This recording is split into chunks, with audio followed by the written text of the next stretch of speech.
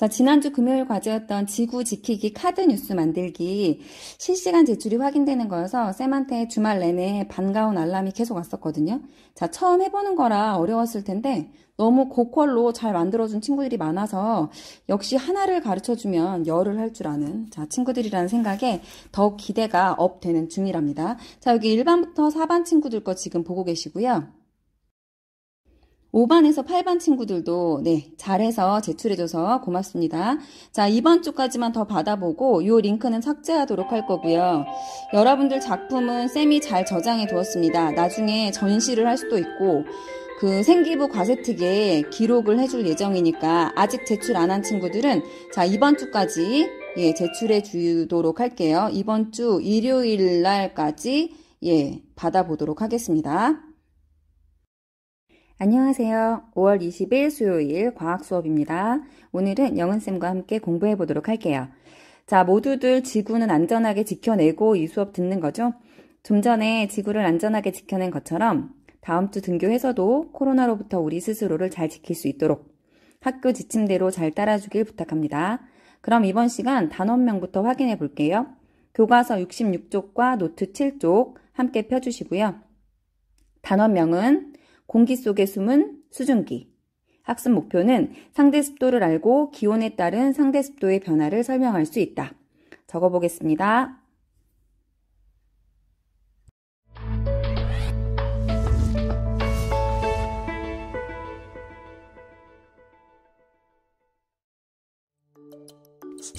햇빛이 잘 비치는 맑은 날. 젖은 빨래를 널어놓으면 어떤 일이 벌어질까요? 빨래에 있는 물이 증발하면서 빨래가 마릅니다. 빨래에서 증발한 물은 대기 중에 수증기가 됩니다. 어떤 기온에서 일정한 양의 공기가 최대로 수증기를 포함하였을 때를 포화 상태라고 합니다. 포화 상태인 공기 1kg에 들어있는 수증기량을 그램으로 나타낸 것을 포화 수증기량이라고 합니다.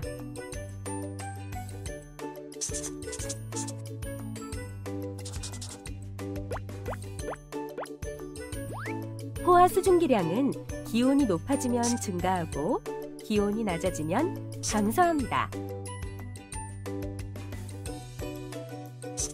또 공기 중의 수증기량을 습도라고 하는데 일상생활에서 주로 사용하는 습도는 상대 습도입니다. 상대 습도가 낮을 때는 건조하고 높을 때는 습합니다.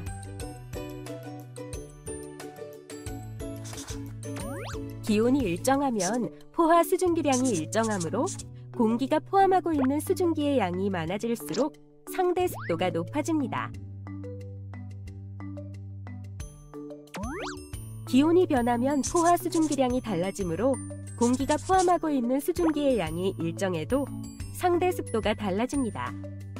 기온이 낮아지면 포화 수증기량이 감소하여 상대 습도가 높아지고 기온이 높아지면 포화 수증기량이 증가하여 상대 습도가 낮아집니다.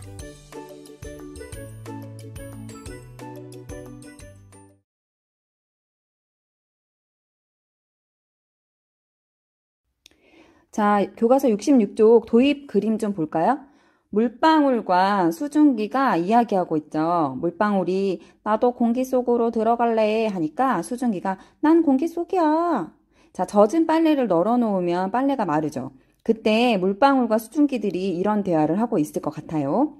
자, 공기 속에 수증기가 얼마나 들어갈 수 있을까? 물방울이 증발해서 기체 상태가 된 것을 우리가 수증기라고 부르죠. 자, 여기 비커에 물이 들어 있습니다. 공기의 출입이 안 되게 입구를 막아 놓았죠. 자, 일정 시간이 지난 후 물의 높이를 측정하니 요만큼 감소했어요. 요만큼. 물은 어디로 사라진 걸까요? 사라진 것이 아니라, 그렇죠. 요 공기 중으로 숨어버린 거죠. 어떤 상태로? 눈에 보이지 않는 기체 상태, 즉 수증기가 되어 공기 중에 떠다니겠죠. 자, 이 상황까지는 이해가 될까요? 그렇다면 일정한 양의 공기 중에 숨어 들어갈 수 있는 수증기의 양은 항상 같을까? 궁금하지 않나요? 자, 이번 시간 배우고 나면 답을 알 수 있을 거예요.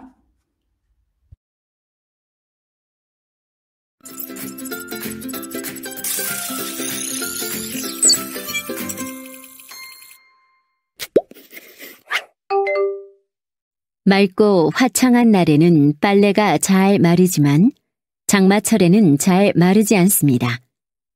날씨에 따라 빨래가 마르는 정도가 다른 까닭은 무엇일까요? 젖은 빨래가 마르는 것은 물이 수증기로 변해 대기 중으로 증발했기 때문입니다. 비록 우리 눈에는 보이지 않지만 지구 대기에는 수증기가 들어 있습니다. 입구를 막은 컵에 물을 넣고 그대로 놓아두면 처음에는 물이 조금 줄어들었다가 어느 정도 시간이 지나면 더 이상 줄어들지 않습니다. 그 이유는 입구가 막힌 컵 속의 공기가 최대로 포함할 수 있는 수증기량에는 한계가 있기 때문입니다. 이처럼 일정한 양의 공기가 최대한의 수증기를 포함하고 있는 상태를 포화 상태라고 합니다. 그리고 포화 상태의 공기 1kg에 들어있는 수증기량을 그램으로 나타낸 것을 포화 수증기량이라고 합니다. 공기의 온도가 상승하면 분자들의 운동이 활발해져 분자 사이의 거리가 멀어집니다. 그러면 분자 사이에 포함할 수 있는 수증기의 분자 수가 증가하므로 증발이 많이 일어납니다. 그럼 기온과 포화 수증기량의 관계를 간단한 실험을 통해 알아보겠습니다. 실험 준비물은 둥근 바닥 플라스크, 머리 말리개, 수조, 고무마개, 따뜻한 물, 찬물, 면장갑입니다. 먼저 둥근 바닥 플라스크에 따뜻한 물을 넣고 고무마개로 막은 다음 머리 말리개로 가열합니다. 그 결과 따뜻한 물을 넣으면 플라스크 내부에 닿은 수증기가 물방울로 응결하여 뽀얗게 흐려지고 머리 말리개로 가열하면 플라스크 내부의 기온이 높아져 플라스크 내부 공기가 포함할 수 있는 수증기량이 증가하므로 표면에 응결해 있던 물방울이 증발하여 플라스크 내부가 맑아지는 현상을 관찰할 수 있습니다. 다음은 머리 말리개로 가열하였던 둥근 바닥 플라스크를 찬물이 담긴 수조에 넣습니다. 플라스크를 찬물에 담그면 플라스크 내부의 기온이 낮아져 플라스크 내부 공기가 포함할 수 있는 수증기량이 감소하여 공기 중 수증기가 물방울로 응결하여 뿌옇게 흐려지는 현상을 관찰할 수 있습니다. 이처럼 포화 수증기량은 기온에 영향을 받습니다. 기온이 높아지면 포화 수증기량은 증가하고 기온이 낮아지면 포화 수증기량은 감소합니다.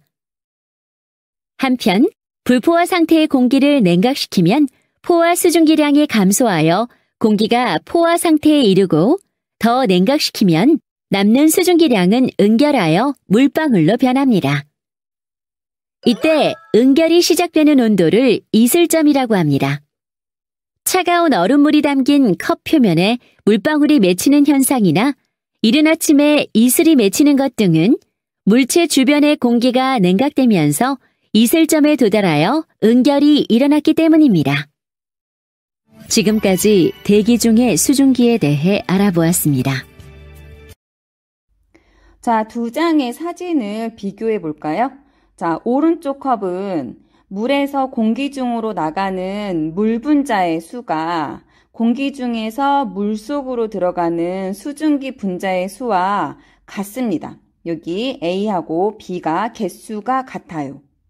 빨간 화살표와 파란 화살표의 개수가 같은 거죠. 그죠? 그럼 물의 높이는 변하지 않겠죠. 이유가 뭘까요? 공기 중에 더 이상 수증기가 숨어 들어갈 공간이 있다는 말일까, 없다는 말일까? 없다는 거죠. 다시 말해서 요만큼의 공기 안에 수증기가 꽉 차서 더 이상 들어갈 자리가 없는 상태. 그런 상태를 우리가 뭐라고 부를까요? 배가 불러서 더 이상 먹을 수 없어. 난 지금 포화 상태야. 더 못 먹어. 자, 이런 말 들어보셨죠? 여기서도 포화 상태라는 용어를 사용합니다. 자, 일정한 양의 공기가 최대로 수증기를 포함하였을 때는 포화 상태라고 이야기하죠. 반면 왼쪽 컵은 물에서 공기 중으로 나가는 물 분자수가 하나, 둘, 셋, 넷, 5개. 공기 중에서 물속으로 들어가는 수증기 분자수가 하나, 둘, 3개. 자, 어때요? 공기 중으로 나가는 물 분자수가 더 많은 거죠. 따라서 물의 높이가 어떻게 될까요? 점점 낮아지겠죠. 공기 중에 아직 수증기가 들어갈 자리가 있다는 거예요. 계속 날아가고 있다는 거죠. 이런 상태를 꽉 차지 않았다. 뭐라고 부를까? 그렇죠. 불포화 상태라고 합니다. 자, 포화 상태와 불포화 상태의 용어 기억하시기 바랍니다. 자, 그런데 대기가 포함할 수 있는 수증기의 양은 기온에 따라 달라져요. 기온에 따라. 기온이 높은 날 빨래가 더 잘 마르는 이유가 여기에 있는 거겠죠. 자, 여기 그래프가 하나 있습니다. 그래프 나오면 바로 뭐부터? 그렇죠. X축, 그리고 Y축 확인. 자, X축은 기온을 의미하고 있고요. 기온. 그리고 기온이라고 하는 건 뭐죠? 공기의 온도죠. 단위는 뭘까요? 도씨. 우리 섭씨온도 쓰니까 도씨. 자, Y축은 수증기량이에요. 자, 어디에 있는 수증기량일까? 기준이 있어야겠지. 그렇지. 공기 1kg 안에 포함되어 있는 수증기량이에요. 자, 기체의 양을 이야기할 때는 우리 보통 무엇으로 이야기했었지? 그치. 기체는 너무 입자가 작고 입자 간 거리가 멀기 때문에 보통 부피로 이야기를 하는데 우리 이 수증기량 이야기할 때는 편의상 질량의 단위인 g을 사용합니다. 단위 중요하니까 꼭 기억할 수 있도록 하실게요. 단위. 자, 포화 상태인 공기 1kg에 들어있는 수증기량을 g으로 나타낸 것을 뭐라고 부를까? 포화 수증기량이라고 불러요. 포화 상태인 공기 1kg 안에 포함된 수증기의 량을 g으로 나타낸 거. 자, 이건 공기 1kg이 기준이라고 하는 거 이거 알아두시면 돼요. 자, 그래프만 보더라도 포화 수증기량은 기온이 높아질수록 어떻게 되고 있죠? 커지고 있잖아요. 0도일 때 3.8g 포함할 수 있는데 10도일 때 7.6g, 20도일 때 14.7g 이렇게 기온이 높아질수록 포함할 수 있는 수증기량은 많아지는 거예요. 그렇다는 이야기는 요거 기온이 낮아지면 어떻다는 걸 알 수 있을까요? 그렇죠. 기온이 낮아지면 포화 수증기량은 감소한다는 걸 알 수 있겠죠.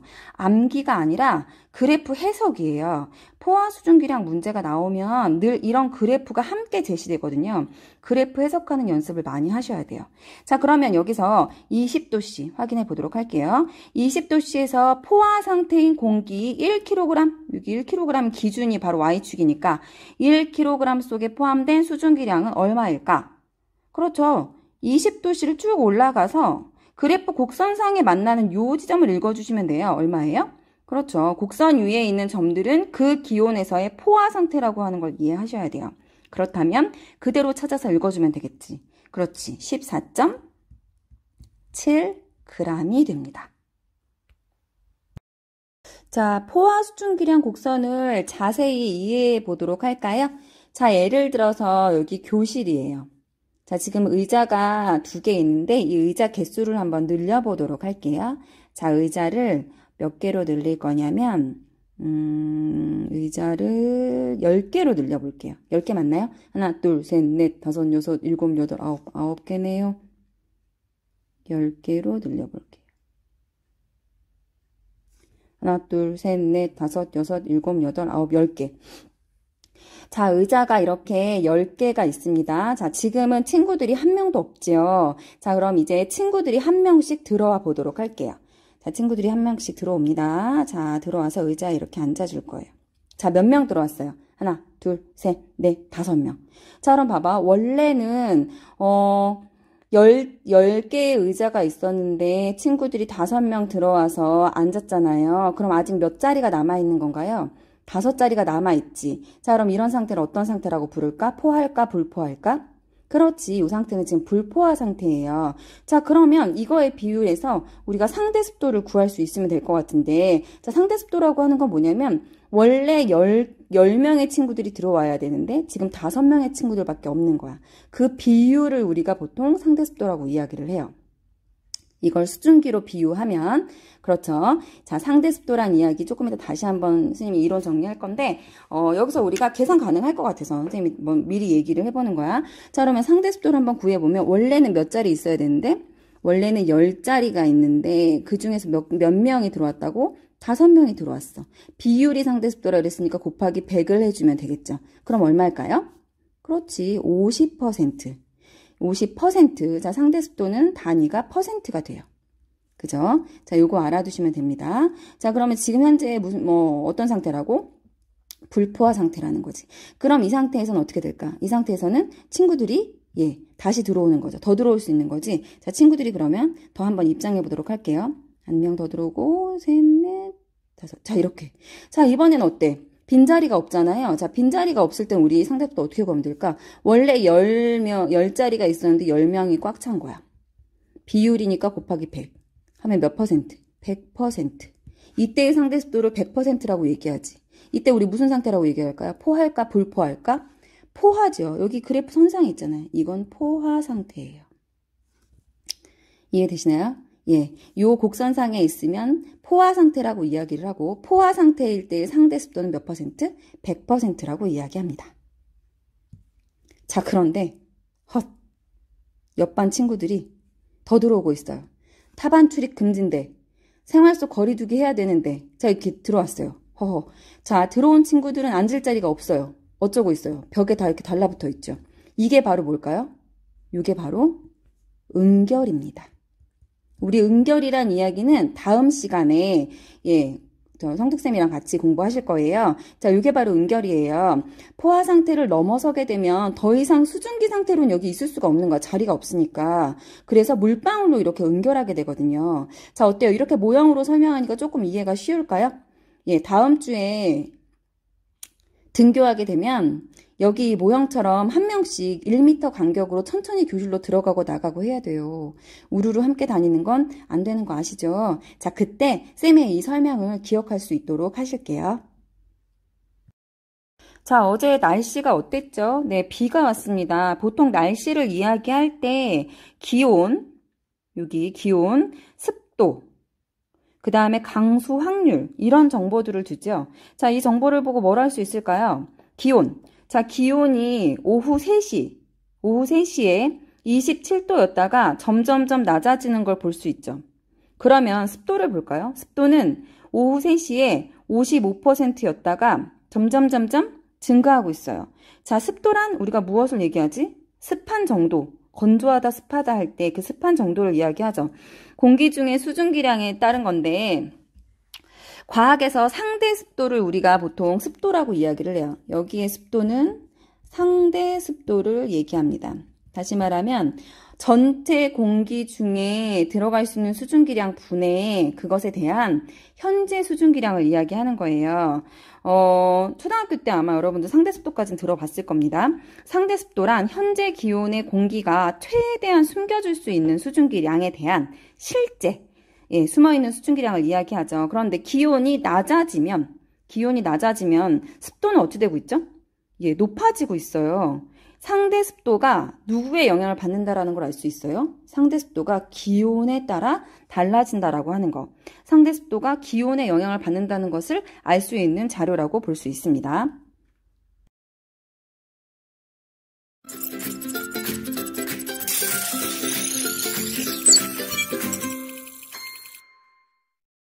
무더운 여름 오후에 바닥에 뿌린 물이 금세 말라버린 걸 본 적이 있을 것입니다.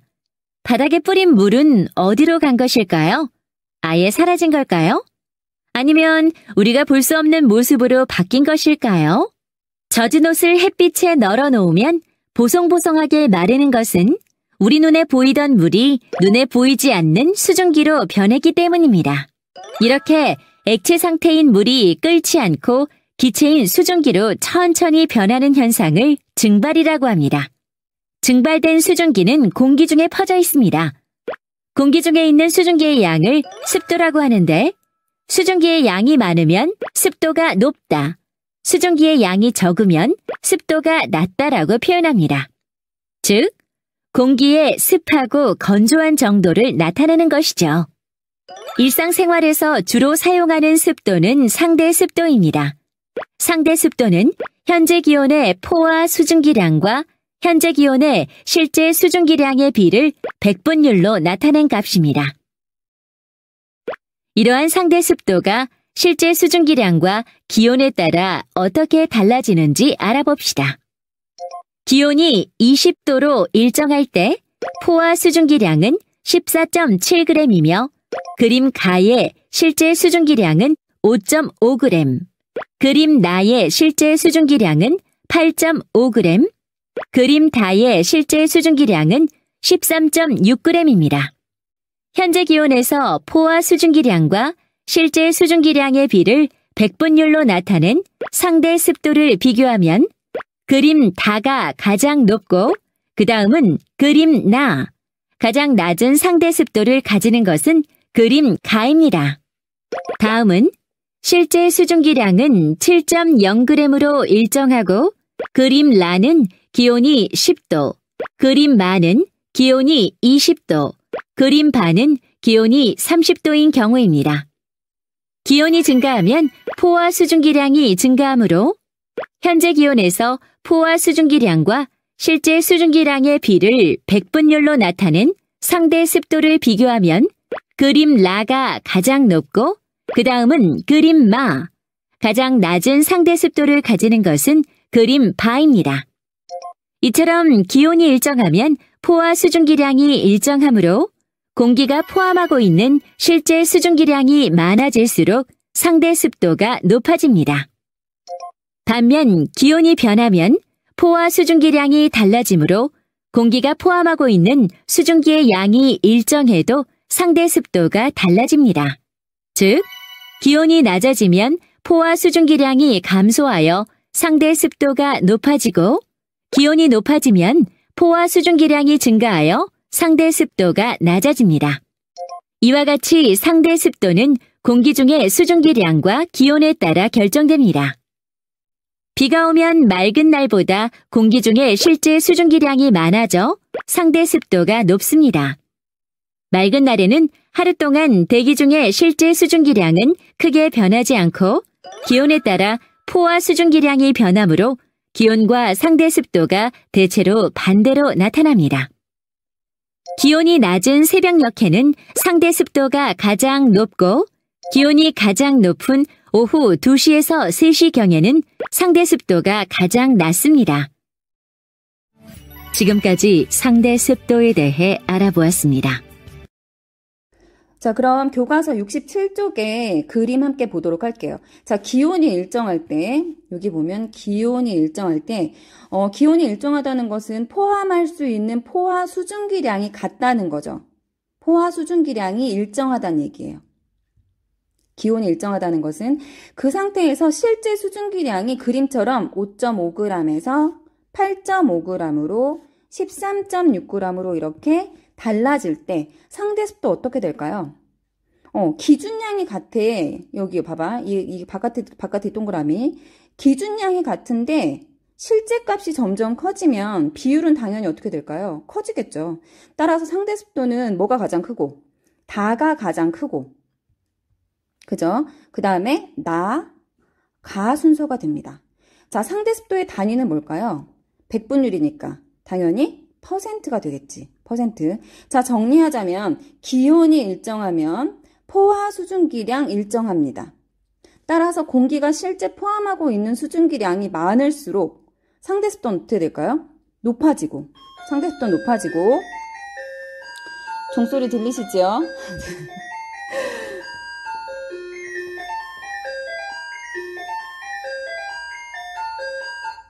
자, 실제 수증기량이 적을수록 상대 습도는 낮아지겠지. 얘가 상대 습도가 가장 높은 값이고 상대 습도가 가장 낮은 상태가 되는 거죠. 자, 다음 상황입니다. 수증기량이 일정할 때, 이번엔 수증기량이 일정하대요. 자, 그러면 수증기량이 일정할 때 기온이 높아질수록 포화 수증기량은 어떻게 되죠? 많아지는 거죠. 따라서 이번에는 뭐가 커지는 거예요? 기준값, 요 바깥의 테두리, 요 기준값이 점점 커지는 거예요. 실제 양은 어떤데? 얘 실제 양 파랑이는 어때요? 일정한데. 그러면 상대습도 비율은 어떻게 될까요? 그 비율은 어떻게 될까? 작아지겠지. 따라서 상대습도는 뭐가 가장 크고요? 상대습도는 바가 가장 크고. 바가 가장 크다고요? 상대습도는 라가 가장 크지. 라가 가장 크고, 그 다음에 그 다음 바 순서가 되는 거죠. 되시나요? 정리하자면 수증기량이 일정하더라도 기온이 변하면 수증기량이 포화 수증기량이 달라집니다. 포화 수증기량 달라진다고. 이게 기준값이라고 이야기했어. 포화 수증기량이 달라져요. 기온이 낮기 때문에 기온이 낮을수록 포화 수증기량은 적어지고 기온이 높으면 포화 수증기량이 많아진다는 거죠. 따라서 수증기량이 일정할 때 기온이 낮을수록 상대습도는 높아지고, 그죠? 기온이 높을수록 상대습도는 낮아집니다. 이해되시겠나요? 자, 교과서 68쪽 스스로 확인하기 보겠습니다. 1번. 공기가 포함할 수 있는 최대의 수증기량인 무엇? 최대의 수증기량이니까 그렇지. 포, 화, 수, 증, 기, 량까지. 포화 수증기량은 기온이 어떨수록 높을수록 어떻게 될까요? 기온이 높을수록 그렇죠. 증가하죠. 더 많은 양의 수증기를 포함할 수 있다란 뜻이에요. 자, 2번. 일상생활에서 주로 사용하는 습도로 현재 기온의 포화 수증기량에 대한 실제 수증기량의 비율 뭐라고 얘기했죠? 그렇지. 상대 습도. 3번 볼게요. 밀폐된 실내에서 난방을 하면, 난방이란 얘기는 기온이 어떻게 되는 거예요? 높아지는 거죠. 자, 기온이 높아지면 포화 수증기량 어찌 된다 그랬지? 포화 수증기량은 함께 증가하지. 예. 그럼 밀폐된 실내라고 하는 것이 힌트잖아요. 여기에는 포함하고 있는 수증기량은 일정한 거예요. 수증기량이 일정한 거야. 따라서 기온 높아져서 포화 수증기량 증가하는데 수증기량은 그대로 있었으니까 상대습도 어떻게 될까요? 상대습도는 낮아지겠죠. 되시겠어요? 단계별로 이해를 하셔야 돼요. 자, 요 문제 보도록 할게요. 공기 중에 수증기량이 일정할 때, 이거랑 반대되는 거네. 요 3번 문제랑 반대되는 거야. 공기 중에 수증기량이 일정한데 기온이 낮아질 거래. 그럼 포화 수증기량 어떻게 될까요? 기온이 낮아지면 포화 수증기량도 감소하고, 따라서 기준량은 일정하니까, 포함된 공기 중에 수증기량 현재 있는 거는 일정하니까 상대 습도는 어떻게 될까요? 증가하겠지. 될까요? 자, 이렇게 기온부터 포화 수증기량 거쳐서 상대 습도까지를 스텝 바이 스텝으로 이해하셔야 돼요. 되시겠죠? 기온이 높아지면, 다시 정리할게요. 기온이 높아지면 포화 수증기량은 증가하고, 따라서 상대 습도는 감소한다. 맞나요? 그 다음 기온이 낮아질수록 포화 수증기량도 감소하니까 따라서 상대 습도는 증가합니다. 자, 요 두 가지 과정을 스텝 바이 스텝으로 이해하도록 하겠습니다. 자, 노트 7페이지 포화 수증기량 곡선 해석하는 거 같이 한번 해보도록 할게요. 자, 일단 요거 교과서 그래프와 똑같은 값이에요. 예, 이거는 크게 달라지지 않습니다. 예, 정해져 있는 값이어가지고. 자, 1번 문제부터 보면 10도씨에서 포화 수증기량은 7.6이라는 거 확인되시죠? 자, 그렇다면 20도씨에서는 포화 수증기량이 얼마라는 거예요? 그렇죠. 14.7 적어주시면 돼요. 그죠? 자, 30도씨에서 14.7g의 수증기가 포함된 공기 A. 자, 요거죠. 자, 포화할까, 불포화할까? 이만큼 더 들어갈 수 있으니까 불포화 상태인 거죠. 자, 그렇다면 이 A 공기를 포화 상태로 만들 수 있는 방법 뭘까요? 이만큼의 공기를 더 넣어주거나, 공기란다. 수증기를 더 넣어주거나, 아니면 온도를 이만큼으로 낮춰주거나, 두 가지 방법이 있겠지. 그러면 A 공기의 온도를 20도씨로 낮추면 어떤 상태가 돼요? 그렇죠. 포화 상태가 되고요. 10도씨로 낮추면 어떻게 될까요? 10도씨로 더 낮췄어, 이렇게. 더 낮췄어. 그러면 이만큼은 수증기 상태로 있지 못하고 뭘로 바뀐다 그랬지? 그렇죠. 물방울로 바뀐다 그랬어요. 이걸 뭐라고 한다고? 어떤 용어? 응결된다고 이야기했죠. 응결되는 양은 얼마일까요, 그러면? 네, 얼마일까? 14.7에서 얼마를 빼면 될까요? 7.6g을 빼면 되겠지. 그러면 요 차이만큼이 수증기가 물방울로 이렇게 응결하게 됩니다. 값은 얼마일까요? 네, 7.1g. 해결할 수 있으시겠어요? 자, 아래 나와 있는 기온과 상대습도 그래프는 쌤이 아까 교과서에서 같은 그래프로 설명했거든요. 기억이 무엇을 나타내는지 쓰시고, 기억이 기온과 상대습도 중에서 무엇을 나타내는 그래프인지 쓰시고, 니은이 무엇을 나타내는지 쓰시고, 기온과 포화 수증기량과 상대습도와의 관계를 노트에 다시 한번 정리해 주시면 되겠습니다. 자, 오늘 과제는 1차 시 지구 지키기를 성공했으니까 2차 시는 노트 7쪽만 잘 정리해서 드롭박스 제출해 주시면 됩니다. 등교 개학 전까지 밀린 과제 모두 제출할 수 있도록 할게요. 과학쌤들이 꼼꼼히 체크하고 계시거든요. 과제 미제출의 경우 등교해서 아마도 밀린 과제를 모두 해야 할 거예요. 자, 우리 웃으면서 만나야겠지? 과제 성실히 제출합시다. 자, 오늘도 수고하셨습니다.